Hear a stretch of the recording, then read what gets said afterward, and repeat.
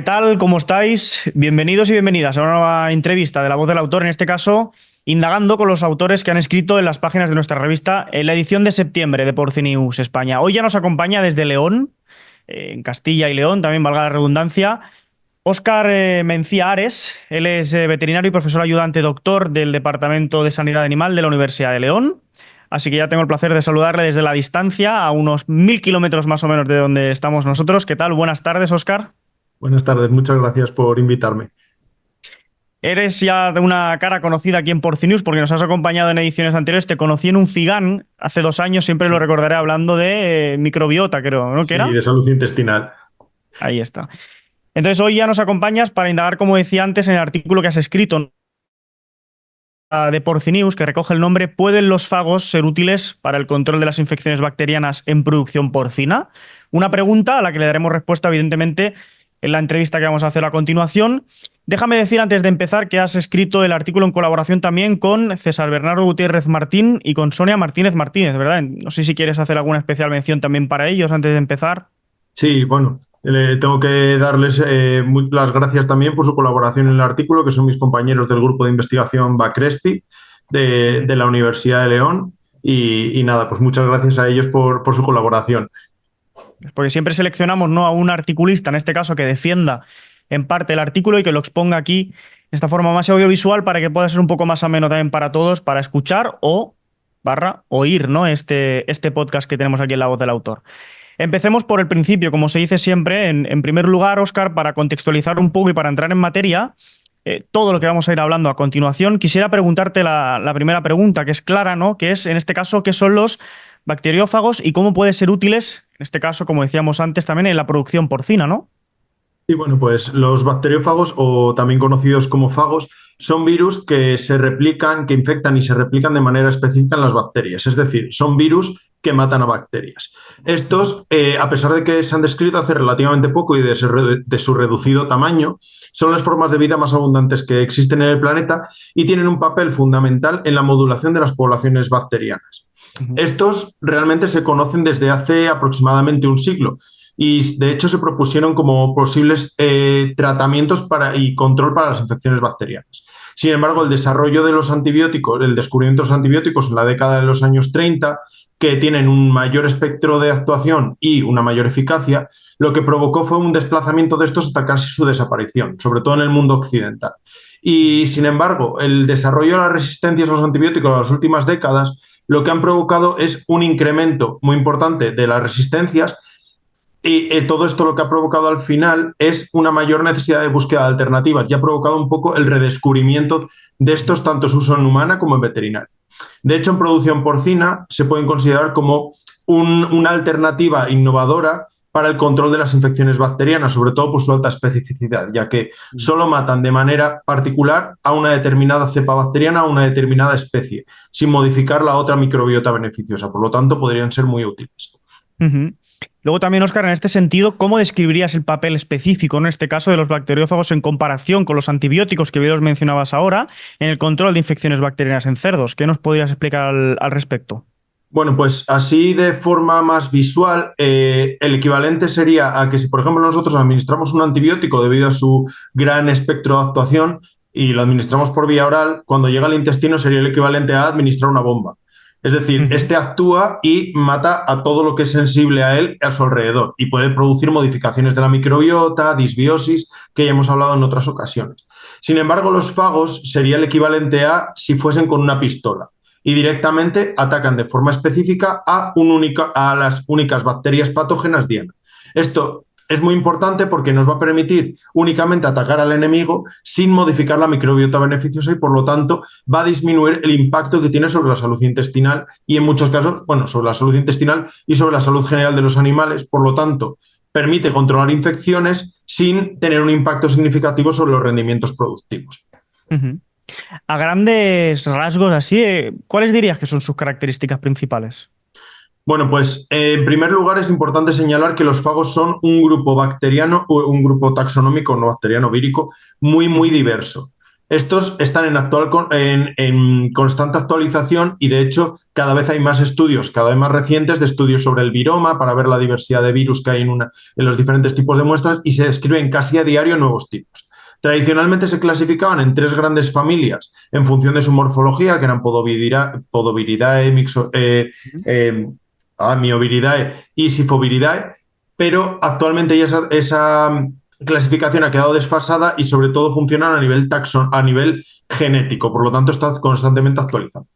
Si nos fijamos en cuanto a su morfología, tienen la forma típica de nave espacial. En el artículo que hemos publicado hay una figura muy explícita donde viene de forma clara la morfología. Entonces tienen como una cabeza, que es una cápside icosaédrica, que es donde está el ADN, luego tienen un pequeño cuello y luego una cola. Y tienen unas espículas con las que se adhieren a la superficie de la bacteria. Y entonces con esa cola inyectan el ADN, que generalmente es el ADN, su material genético, dentro de la bacteria, y este se replica dentro.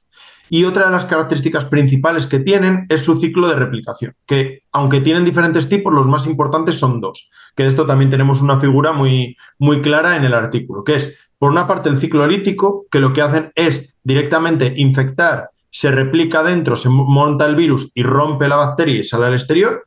Y luego en el ciclo lisogénico lo que hace el fago es que se introduce dentro del material genético, se involucra dentro del genoma de la bacteria y no la mata, sino que simplemente se transmite de generación en generación. Y llegado a un punto, en un momento dado, por un estrés o condiciones ambientales desfavorables, ese fago se sale de la bacteria, se sale del ciclo, se vuelve lítico y le sale de la bacteria, entonces la mata y se vuelve lítica.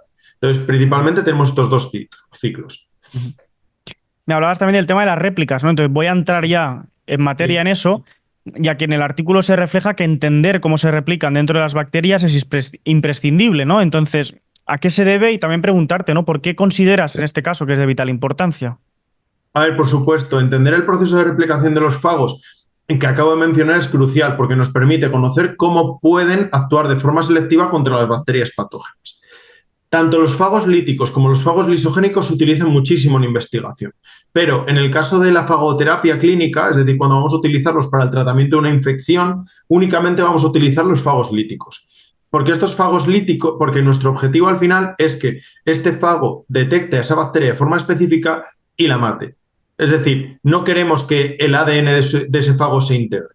En los fagos lisogénicos los podemos utilizar mucho en temas de ingeniería genética para poder introducir genes y demás. Pero en este caso para la fagoterapia clínica supondrían un problema, ya que lo que pueden hacer es arrastrar otros genes, por ejemplo, de factores de virulencia, de resistencias a antibióticos, que lo que harían sería diseminar algo que no existía en esa población microbiana y al final estaríamos provocando que sea peor el remedio que la enfermedad.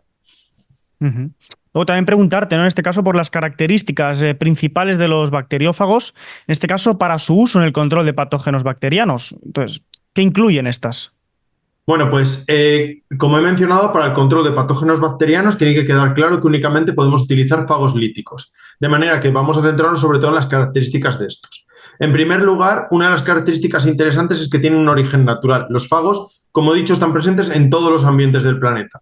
Entonces, vamos a poder encontrar fagos de forma natural en los ambientes siempre y cuando en ese ambiente esté esa bacteria, ¿vale? Puede ser, por ejemplo, si nos centramos en la producción porcina, el ambiente de la granja. Podemos encontrarlos también presentes en el tracto respiratorio, en el aparato digestivo, es decir, pueden estar en todos lados. Después, por otra parte, estos tienen una alta especificidad, que es lo que he mencionado ahora. Es decir, pueden actuar a nivel de especie o incluso muchos a nivel de serotipo o de cepa. Por lo tanto, los hace que sean muy seguros sin modificar el resto de la microbiota. Otro aspecto importante es que tienen gran capacidad de autorreplicación y autolimitación. Es decir, yo administro los fagos. Estos se van a replicar de forma grande cuando entre en contacto con la bacteria, pero en el momento en el que hayan matado la mayor parte de la bacteria, esto va a disminuir drásticamente porque no tienen dónde replicarse y entonces son autolimitantes y eso nos evita que tengamos problemas con ellos. Y luego, 2 aspectos más son que por una parte tienen un bajo coste de producción, es decir, una vez que hemos aislado y caracterizado los fagos, que es lo más tedioso, porque a veces es buscar una aguja en un pajar, cuando los encontramos son relativamente sencillos de producir a escala industrial, ya que solo necesitamos la bacteria diana como sustrato. Y por último, respecto a la versatilidad, permite que sean muy útiles porque podemos utilizarlos, por ejemplo, para el control de infecciones bacterianas multiresistentes a los antibióticos o también bacterias que producen biofilms.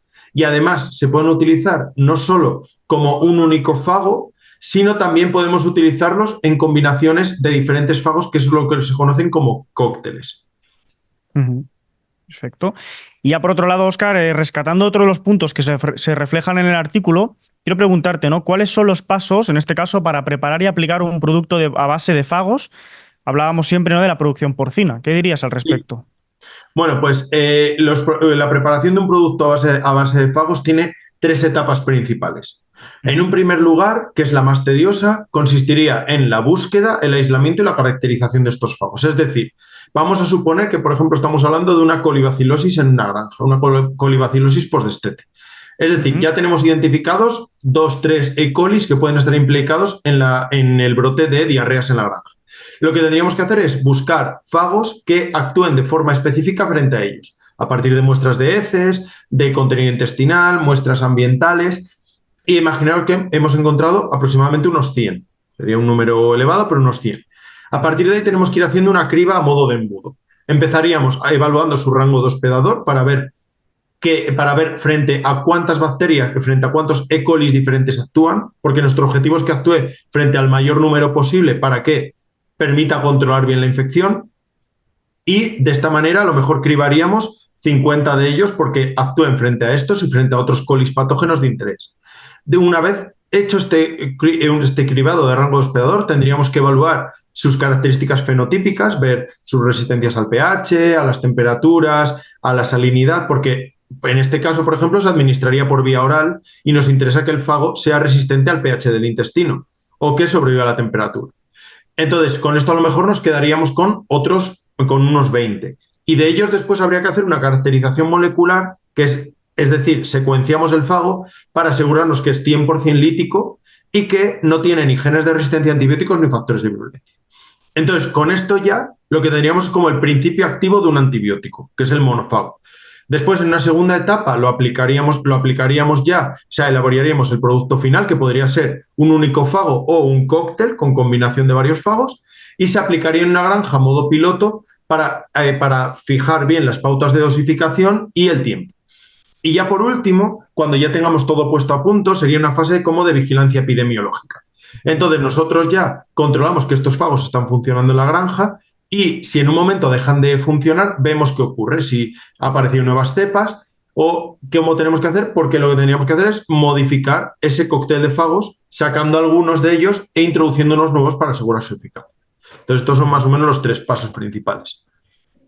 Y ya por último, Óscar, para no quitarte mucho tiempo, ya que debes estar súper ocupado ahí en la Universidad de León, directamente preguntarte por uno de los últimos puntos que se reflejan al final del artículo, que es sobre la situación actual respecto a la fagoterapia en producción porcina. Entonces, directamente preguntarte, ¿no? ¿Esto en qué punto se encuentra, así a bote pronto?